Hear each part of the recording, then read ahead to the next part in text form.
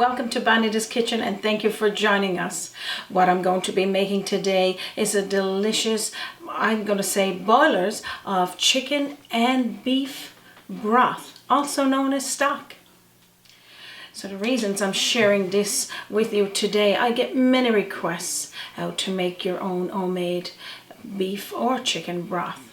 And today that's what I'm going to do. Now here in Newfoundland and Labrador, we love using our leftover, what we call pot liquor. And that's coming from our jigs dinner, our boiled dinner that we would have on Sundays. And we'll keep that broth and we'll just keep it in the fridge up to 10 days. We'll use it for soups, stews, helping cooking other meals. But today I'm going to show you how to make it straight from scratch and then how you can bottle it again up to 10 days or freeze it. So let's get started and showing you how to make it. So today I'm going to show you this both together, but really if you're making it, you're going to make a choice. If you're going to do beef broth or you want to do chicken broth. And right now I'm going to give you the ingredients for all of it and I'll show you separate as I put it into my boilers. But right here I got short ribs and some, I guess, chunks of stewing beef. Over here I got the carcass of a chicken. I also got like the chicken wings and some parts. You can use as well chicken thighs. It's great for making your stock. You want a little bit of fat, you want a little bit of marbling because that gives you flavor as well. In my bowl here I got parsnip. So what I'll do is put in equal amounts in each one. I got onion, I got carrot cut into chunks, and I got some turnip, which is rutabaga. And that is your root vegetables. Of course, I got some celery, and celery is good for everything. We're going to have some thyme. You can have fresh, ground, or just to grate it. We're going to have some beef oxo for the beef part. We're going to have the chicken oxo for the chicken broth. We got some bay leaves, and it's essential when you're making any of these broths or your stocks. We got some peppercorns. We got some oregano. We got some, I guess, grated or ground rosemary. I got some onion powder. I'm not using salt because this here is contained just with the seasonings that we got. If you want to add salt, you can, or just wait until you cook with it. So now I'm going to get started putting it into each boiler, telling you as we go. So what we'll do, we got two boilers going here. One for our chicken broth, the other one for our beef broth. Half full with water. You can have hot water, you can have cold water. It doesn't matter because you're going to let it boil anyway. I had this soaking in some water. That's drained off. So now what I'm going to do now is toss it on into my boiler. Then over here on this side the same. Half full of water. If you got a bigger boiler and you want more water, doesn't matter, you can do it. We're going to be putting all of our beef and our short ribs into this boiler. That's all we're going to do there now. So after I done that, I washed my hands because I wanted to get the chicken and the beef off. We're going to be putting in now equal portions. The parsnip is essential. To me, parsnip just flavors everything. Absolutely delicious. It's sweet and it's nice blend. We got the rutabaga. You could put as much as you like. You could put one piece. You can put 2 or 3 pieces. I got some onion. We're going to put a half of one in each pot. And we're going to put equal amount of carrot. Because I love carrot as my main taste to my vegetable broth, I want to add more to bring out that flavor for the chicken and the beef. So just put equal ones in each pot. Then comes the celery. Of course, we all know that celery is good for soups and stews. Now this is your pot of making your broth, so you know it's going to be absolutely delicious for that. So that's all you need to do there. So now we'll come with, we'll put the seasonings into our beef broth. So right now we got our vegetables in there and we got our chunks of beef and short ribs. We're going to be putting in a nice bunch of thyme. You could use, like I said, ground or the grated or fresh. I like using fresh thyme. We're going to be putting in about 3 or 4 bay leaves. We're going to be also putting in about a teaspoonful of peppercorn. You just toss that on there. If you don't have peppercorn and you just want flavor of pepper, you could put black pepper, that is fine. This is the package, or I could say a teaspoonful of the beef oxo, and you can get that in, it is also called bully, and you can get that in your grocery store. And you just got a little bit of salt content in there, but you can get the less one if you want to. This here is about a tablespoonful of our rosemary, and I got ground. You can also use fresh. I'm going to be using about a teaspoonful, I need a teaspoonful over there, of our onion powder, not onion salt, and you can just toss that on in there. So what we're going to do with this now, we're just going to mix this in through lightly, and I'm going to put this pot now over on the stove on a medium heat and get this one going, and we'll start it on our chicken. Put the lid on and forget about it.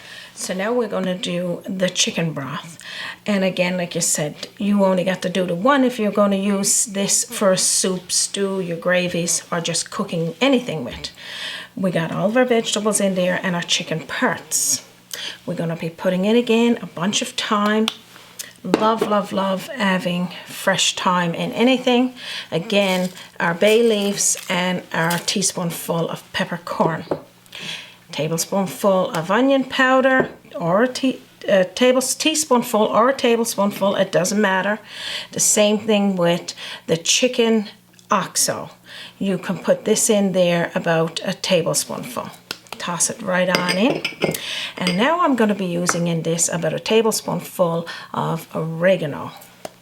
Pop that on in there. I'm going to stir that around as well. And then what we'll do now is put this one over on the stove as well. Now I'm going to tell you how long you leave it there for and how I.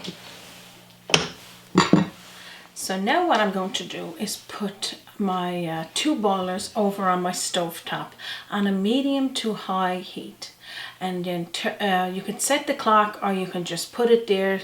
If you put it in at a certain time, leave it anywhere from 1 hour, 2 hours, it doesn't matter. As long as everything in there is boiled and you can see that the meat is cooked, you can see the vegetables are starting to get really tender, and then that is at the perfect stage for your beef and your chicken broth. So I'm going to do that. Meet me back here when mine is done, and then what I'm going to do is strain it, show you how to put it into your bottles, or you can freeze it for when you want to use it. All right, meet me back here in a few. And before I go any further, I'm going to let you know as well, when you cover your boilers with the lid, just make sure you stay around and check it, and you can stir it occasionally too, and that might speed up cooking time, but never leave it unattended. And if you need to put your lid on your boiler a little bit off to let it air a little, that is fine too. But if yours is good to gallop with the lid on, that's what you would do. So meet me back here and I'll show you the results. Okay, so here it is. This is our broth. This is our chicken broth there and our beef broth over here. And right now it's all good to go. We're going to drain it and get it in those bottles. Welcome back to Bonita's Kitchen, and our chicken and beef broth is now done. You could leave it, like I said, anywhere from 1 hour, 2 hours. It depends on how you want to boil it down. So I'm going to take my lids off. We're going to strain it into a bowl, and then we'll bottle it. And as you can see, everything is nice and cooked in there. It's still, the vegetables are still in full pieces, but like you said, the longest you want, you can have it where there's just welted away. But I just wanted enough where it's got that delicious broth there for me, and then after you know, it's good to go. And you could use the beef in this one, because this is the beef broth we're doing here now. You can use the beef something else. You can cook it or eat it just like it is. And the vegetables, if you want to roast it after, that's fine. I just want to take a little bit off first because I don't want to tip up that full boiler and scald myself. So I'll just take this much off first. I would say that'd make a good drop of gravy too, wouldn't it? Oh my goodness, anything. This, when you got this, you got magic, because this is the base to any soups, stews, gravies, or even cooking, you know, baking, roasting a chicken or turkey. That's the flavor. That's the flavor. So as you can see, the broth there is nice and strained, so we don't have any vegetables in it or any of like the stalks or anything from the herbs. And just when I say put it in the bottle, now this is not for long time storage. This is for short time storage. So when you put it in the bottles, you don't need to take it then and seal it. You're just going to let it come to room temperature, and you're going to put it in your fridge. And anywhere from a week to 10 days, you could use this homemade broth, which is also stock. And when it starts to cool and settle, any of the oil, any of the grease that's from the beef, it will settle on the top here, and then you can just scoop that off. So you just have this, all of this rich goodness is what I would call it. That's all you need to do there. So that's pretty much all you need to do there. I'm going to remove my little strainer there, and we're just going to wipe around the rings. And I remember what I said, that this is not for sealing in your mason jars for long-term storage. This is just for short-term storage. And this is your beef broth, and also again people calls it stock, and that one's to the side. Now what we're going to do is do the chicken. I'll show you the chicken, and then I'll also show you one that's in a freezer bag ready for storage as well. So let's just scoop up this one. I'm going to try just to drain a little bit of it like this. I don't like doing this with hot liquid, but just to get some of it out there.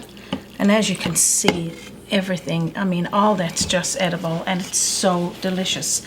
So we're just going to take this off, and you can see, look, everything is in there, so it's nice and strained. Certainly you can leave that there as well, but if you're not making a soup out of this and you don't want all of that, maybe you're using it for something else, this is it. Same thing goes for the chicken broth. When you scoop it into your mason jar, it's just for short-term storage, anywhere from a week to 10 days.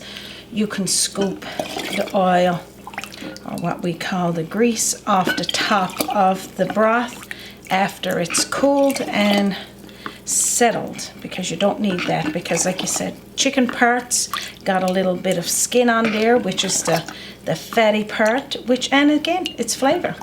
So just toss it on in the same, and just look at this. Isn't that just delicious? Yum. So then all you need to do, again, is just wipe around the rim just to get that off there. Take your lid that's already been cleaned and sterilized, of course, and then put it in the bottle like this. So now when you finish doing this, as you can see, the two different colors. This is your chicken, your broth. This is your beef broth. Label it though, because this might settle and you'll be like, I don't know which is which. And that's fine too, because I've used beef in soup that I've made chicken. I've used chicken in beef soup. It doesn't matter, just as long as you know what's in there. Label, date it, again, anywhere from a week to 10 days. You don't need it any longer than that. Unless you want to keep it longer than that, you're going to wait till it goes to room temperature. Put it in a freezer bag like this. And this is enough there for a small pot of soup. But if you want more, just freeze them like this. Date and label again, chicken, because this is our chicken broth. Date and label it, put it in the freezer, keep it there until it's gone. Over here onto the side is our chicken and our vegetables. The chicken I'm going to just break apart. I'm going to make a bowl of soup out of that. And the vegetables I'm just going to put into a cookie sheet and just put it in the oven, glaze it with a little bit of olive oil, and just have that for a meal. That's it. As good as it gets, and I hope this is helpful for you today. I'm excited for my homemade broth here today because I want to make a boiler of turkey neck soup, and we're going to be posting that one here real soon as well, and I'll use my chicken stock for that one. But again, I've been known to use beef and turkey and chicken and beef. It doesn't matter because the flavors are there, and that's pretty much what it is to have your homemade broth, to have those flavors. Instead of using water in your boiler to make your soup, you got your flavors already built, and then when you got your vegetables in there and of course the meat of choice, it's good. It's all good. And look at the money you'd save. A lot of money. I mean, this runs from anywhere from $2 to $3 for a container of whatever stock you wanted to use. And I keep saying stock because stock and broth is the same. And you're saving money, plus you got extra food that you're going to be eating anyway. No waste. So thank you for joining us here today for our episode of chicken and beef broth. The recipe will be down here at the bottom of this video, and just hit the see more link and it'll drop the recipe down. Also over to the side is our subscribe button. So if you haven't subscribed already, we do urge you to do so because we have got lots of delicious recipes on our channel that you would love. Thank you to all of our subscribers to date. We do appreciate all your support, comments, video suggestions, and anything that you know you would like to see. If we haven't got it on there, we'll try to get it there to show you. Also, you can visit us on our website, www.bonitaskitchen.com, our Facebook page, or here on YouTube. So thank you once again for joining us here on Bonita's Kitchen. From our kitchen to yours. You have a wonderful day. The next time you're visiting Newfoundland and Labrador, don't forget to check out the beautiful town of Victoria and join us again on Bonita's Kitchen. Join us by the sea, a journey in culinary, always an open door. Bonita's Kitchen to yours. Bonita's Kitchen.